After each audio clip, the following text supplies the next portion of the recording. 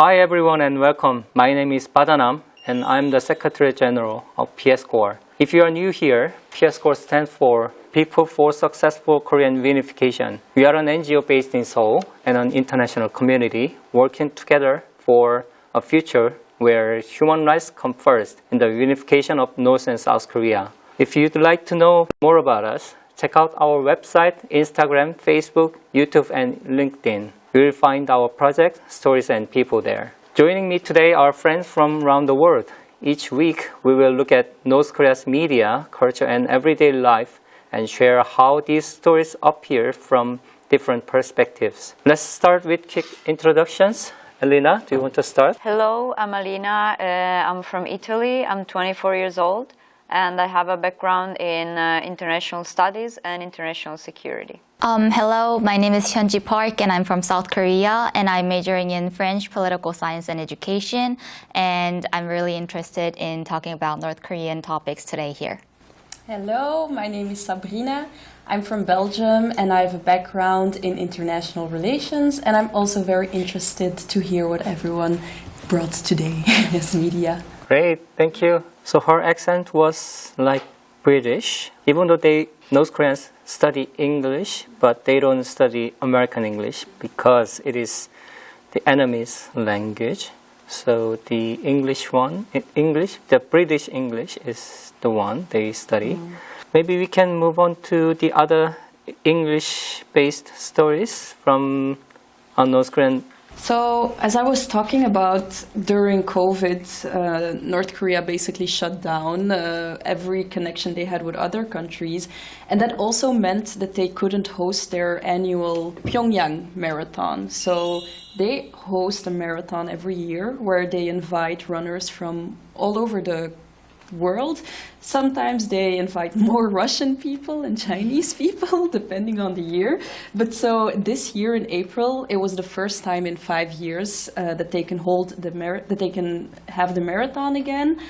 So a lot of international athletes were invited. So I stumbled upon this documentary made by the Olympic Channel, and it followed two ladies, one British lady and one American lady, who were invited to run the marathon. And they basically made this documentary to show and to highlight the role of sports in North Korea.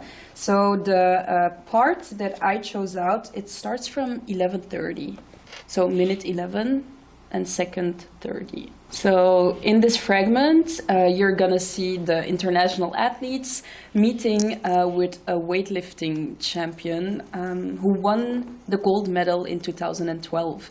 So I'm really curious to see what you guys are going to think about this fragment. Can I introduce Mr. Oh Myun-sol, who is the most famous weightlifter in the PPL? Nice to meet you. 필요해보가로 또 여기 와서 또 필요해보고 네.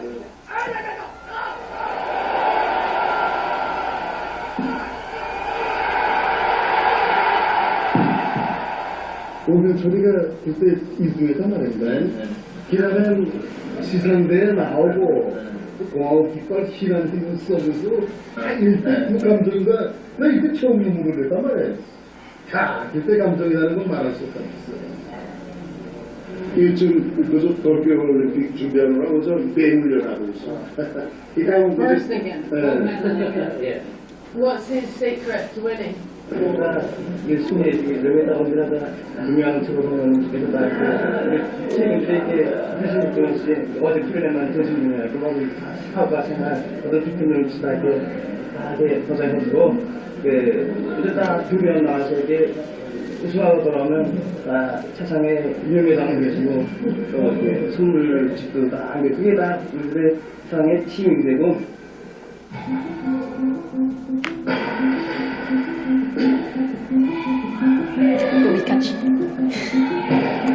Yeah, it was until there.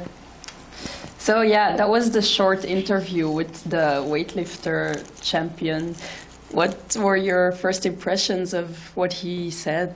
For me, my eyes kept watching the person who was in black clothes next to the the champion because he was kind of trying to get out of the camera frame, but at the same time, he was looking at the champion like, I have to make sure that he's not talking anything weird, anything bad about North Korea or the leader of North Korea.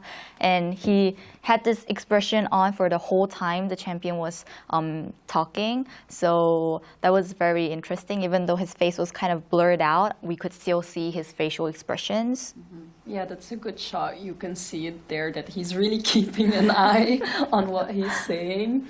But I think what I found most interesting is that usually when you look at like athletes, their interviews, they're going to say thank you to my mom or thank you to my family, something like that.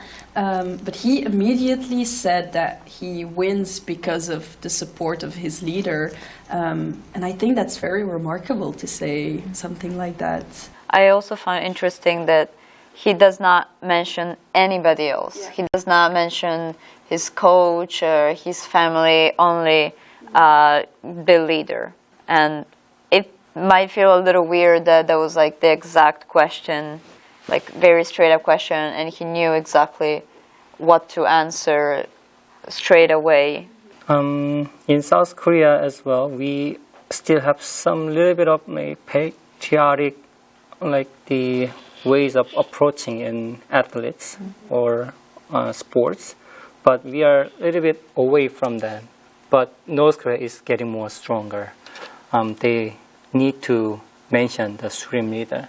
But in some cases, it could be a little bit convenient because he doesn't need to think of anyone else. Just mention leader and done. So it's convenient for them.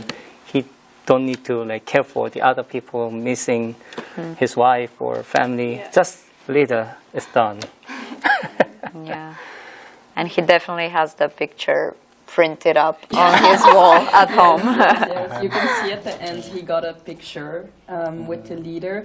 But I also read about North Korean athletes that win medals and how they get treated when they get home, and they actually do get treated very nicely. Some articles even said that if you manage to win a medal, it can make you rise from social class. So if you come from a working family and you're very tall, and maybe you can go play basketball or you can do another sport and you manage to win, it can really change your life.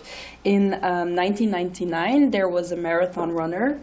Her name is Jong Song-ok, and she won the gold for the marathon. And it was during the Great Famine that North Korea had. So I think for the regime, it was really nice to have some positive news coming from their country. And she actually managed to become a politician afterwards, while she comes from a lower class family. So it shows that sport can really transform your life in North Korean society. I had the interview before with the former athlete. Because of his family background, his songbun, he could do some national athlete until became his adult level. He was available, but when he turns into the adult level, he couldn't do more because of his family background. So even for these national athletes, they need to be in a good social position. That's also heartbreaking reality here in North Korea. Not everyone, or even though you are a good athlete, but you cannot go further if you have bad songbun. Anything else you want to add more? I also thought, so this documentary, if anyone is interested in sports in North Korea, they also discussed that North Korea, when they go to the Olympics, they are always doing the same sports. They're actually always training for weightlifting, for table tennis, and for running. And a lot of people say that that's because those are sports that you don't need a lot of infrastructure for, and you also don't need a lot of capital for if you want to do those sports. So I thought that was also very interesting. Oh, and they also do the martial arts sometimes. Okay, thank you.